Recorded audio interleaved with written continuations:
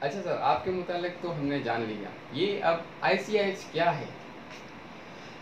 I C I H basically ہمارے constitution of Pakistan کے اندر ایک آرٹیکل ہے 227 جو اس بات کے اوپر پاکستان کو لے کے آتا ہے کہ پاکستان کے اندر کوئی بھی قانون اللہ اور اس کے رسول کے خلاف نہیں بنے گا، نہیں بنے. یعنی حاکمیت اعلیٰ اللہ تعالیٰ کی ہوگی. مگر ہم دیکھتے ہی ہیں کہ جب سے یہ پاکستان بنا اس سے پہلے جو سب سے اہم چیز ہے وہ آپ کو ذہن میں رہنی چاہیے کہ اس دنیا میں صرف دو ملک ہیں جو کسی نظریے پہ بنے. ممالک الگ الگ، کوئی جد و جہد پہ بن گیا، کوئی جنگ و جدل پہ بن گیا، کوئی اپنی زبان پہ بنا، کوئی کلچر پہ بنا، کچھ لوگ الگ الگ وجوہات سے آزاد ہوئے. مگر دنیا میں صرف دو ملک نظریے کے اوپر بنے ہیں، نظریے کے اوپر، سوچ کے اوپر. ان میں ایک پاکستان ہے اور ایک اسرائیل ہے. ہم دیکھتے ہیں کہ اسرائیل نے اپنے نظریے کے اوپر اس حد تک عمل کیا ہے کہ آج اسرائیل پوری دنیا کو نکیل ڈال کے رکھا ہوا ہے، اور جس طریقے سے اس نے دنیا کو قابو کیا ہمیں نظر آ رہا ہے، کیونکہ وہ اپنے نظریے پہ قائم ہے، ان کے بچے قائم ہیں، بچے در بچے قائم ہیں. انہوں نے اپنی ڈی این اے میں ڈال دیا ہے کہ اپنے نظریے کو. اور آپ کو معلوم ہے کہ ان کا آئین کیا ہے؟ نہیں. ان کا آئین، ان کی کتاب تورات ہے. وہ ایک پیور مذہبی ریاست ہے. اس کے مقابلے میں اللہ تعالیٰ نے قائد اعظم کے ذریعے اور پاکستانی عوام کے ذریعے اور اس ہندوستان کی عوام کے ذریعے ایک ملک بنایا جس کا نام پاکستان رکھا. یہ پاکستان پیور اسلام کے نام کے اوپر بنا تھا. عوام کا جذبہ اسلام تھا. مسلم لیگ کا نعرہ لا الہ الا اللہ نہیں تھا، عوام کا نعرہ یہ تھا. جب عام آدمی یا ہندو یا کوئی بھی پوچھتا تھا یہ پاکستان کا کیا مطلب ہے، تو جواب ملتا تھا لا الہ الا اللہ، یعنی ہم اللہ کے نام کے اوپر جا رہے ہیں. مگر ہم یہ دیکھتے ہیں کہ پاکستان بننے کے بعد سے اسلام یہاں پر ایک مذاق بن گیا ہے. اسلام کو صرف استعمال کیا گیا اپنے مقاصد کے لیے، اپنے کاموں کے لیے، اور اس کا نتیجہ اتنا برا نکلا ہے کہ آج ہم نہ تو اسلامی ریاست ہیں، نہ ہم دارالاسلام ہیں، نہ ہم دارالکفر ہیں، اور ہم عجیب سی کیفیت، گم و گو کی کیفیت کے اندر آ گئے. ایک کانسٹیٹیوشن بنا، اس کانسٹیٹیوشن کے اندر آپ کا اس میں آرٹیکل 227 بھی رکھا گیا کہ کوئی قانون اس میں اسلام کے، اللہ اور اس کے رسول کے خلاف نہیں بنے گا. مگر ہم دیکھتے ہیں کہ وہ سب بن رہا ہے. میں سیاست میں بھی رہا، میں نے سیاست کو بھی بڑے قریب سے دیکھا.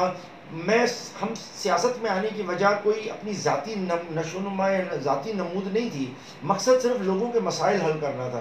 تو آپ یقین مانیں کلیم اللہ شبانی صاحب، جب ہم نے بڑے قریب سے دیکھا سسٹم تو ہمیں یہ نظر آیا کہ آپ کسی کی مدد ہی نہیں کر سکتے، کیونکہ یہاں پر حکمراں خراب نہیں ہے، یہاں کا نظام خراب ہے.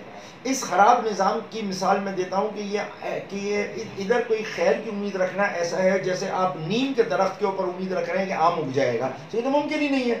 لہٰذا اس ملک کا نظام خراب ہے. اور نظام کیا ہے؟ یہ ایک ایسا نظام ہمیں دیا ہے جو غلاموں کا نظام ہے.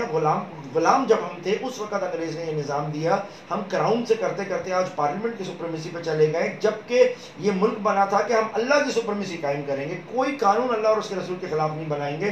مگر ہم یہاں دیکھتے ہیں کہ سود کھلے عام چل رہا ہے، دیگر معاملات کھلے عام چل رہا ہے. ابھی وزیر اعظم صاحب نے آپ کا اعلان کیا ہے کہ ہم گھروں کو، آپ کو گھر دیں گے، کم سے کم سود 5 روپے آ رہے. آپ کے کھانے کے اندر آپ کے اتنا سا بھی زہر گر جائے تو آپ نہیں کھاتے. یہ تو سود آپ پھر بھی دے رہے ہیں، ابھی بھی جو آپ گھر بنا کے دے رہے ہیں وہ ابھی بھی سود کے اوپر آپ دے رہے ہیں. تو یہ اسلامی پرنسپلز کے خلاف ہے. اسلامی نظریاتی کونسل نے ایک سے ایک بہترین فارمولے دے دیے ہیں، ایک سے ایک بہترین انداز آپ کو دے دیا ہے، ان کے اوپر ہم چلائیں.